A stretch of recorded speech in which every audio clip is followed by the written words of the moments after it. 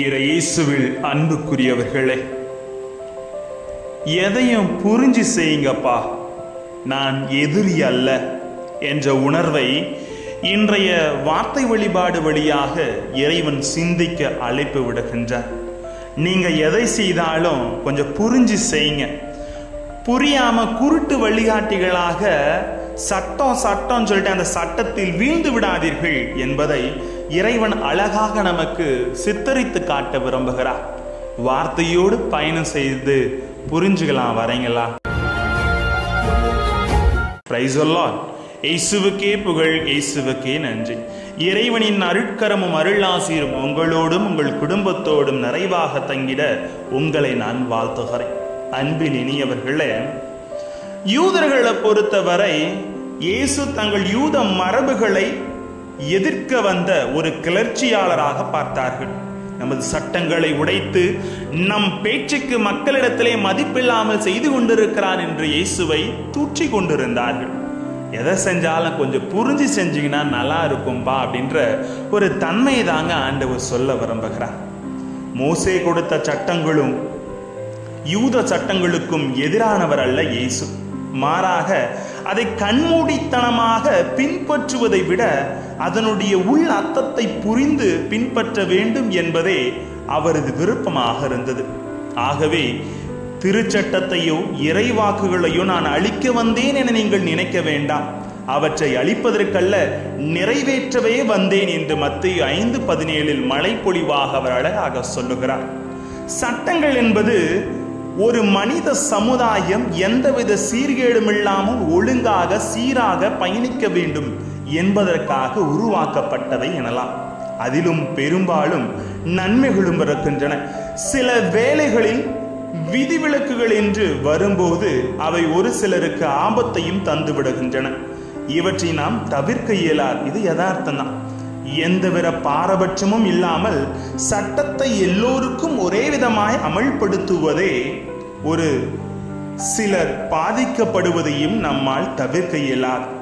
இயேசுவுக்கு இந்த ஆழமான புரிதல் இருந்ததனாலேயோ என்னமோங்க கண்மூடித்தனமாக யூத சட்டத்தை ஒரே விதமாய் எல்லோருக்கும் அமல்படுத்துவது கருத்தில் வித்தியாசப்படுகிறார். எல்லாருக்கும் ஒரே விதமாக கடவுள் திறமைகளை கொடுக்கல இல்லையா? ஒவ்வொருவருக்கும் அவரவர் செயலுக்கு ஏற்றவாறு கொடுத்திருக்கிற மாதிரி நீங்களும் அந்த சட்டத்தை புரிஞ்சு நடந்துக்கோங்க. கொஞ்சம் புரிஞ்சு நடந்துக்கோங்கப்பா, கண்மூடித்தனமாக இருக்காதீங்க. நான் ஒன்றும் உங்களுக்கு எல்லாம் எதிரி இல்லை அப்படின்னு சொல்லிட்டு ஆண்டவர் சொல்றாருங்க. ஆனால் அதை அன்றைய யூதர்கள் புரிந்து கொள்ளவில்லை.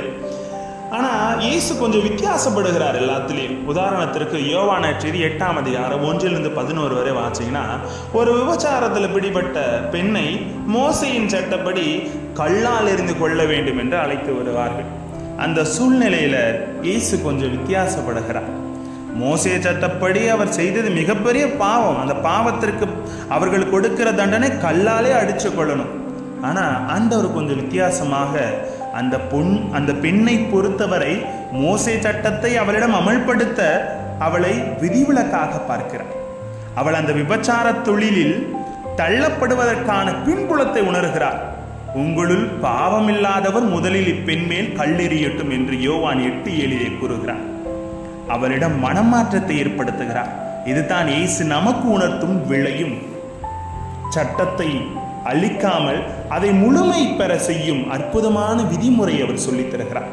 இந்த அணுகுமுறையையும் வழிமுறையையும் நமக்கும் நாம் வாழும் மனித சமுதாயத்திற்கும் மிகவும் அவசியம். சட்டத்தால் விளையும் நன்மைத்தனத்தை விட இயேசு முன்னிறுத்தும் அன்பும் மனிதமும் அவசியம் என்பதை உணர்ந்தவர்களாய் சட்டத்தை கடந்து மனிதாபமுடையவர்களாய் வாழ முயல்வது தான் உண்மையான வாழ்க்கையின் அர்த்தம் என்பதை உணர்த்துகிறார்.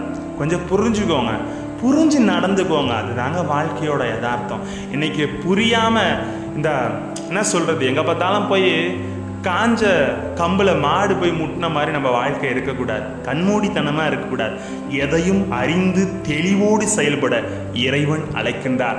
அப்படி செயல்படுகிற பொழுதுதான் நாம் ஆசீர்வாதத்தை பெறுகிறோம். சிந்திப்போம், ஜெபிப்போமா? அன்பு இறைவா, எதையும் எங்கள் வாழ்வில் புரிந்து செயல்பட உமது அருள் உதவியும் ஆசிரியம் எங்களுக்கு தந்தருள உம்மை இறைஞ்சு ஜெபிக்கிறோம். ஜீவனுள்ள நல்ல பிதாவே, ஆமேன். Praise the Lord.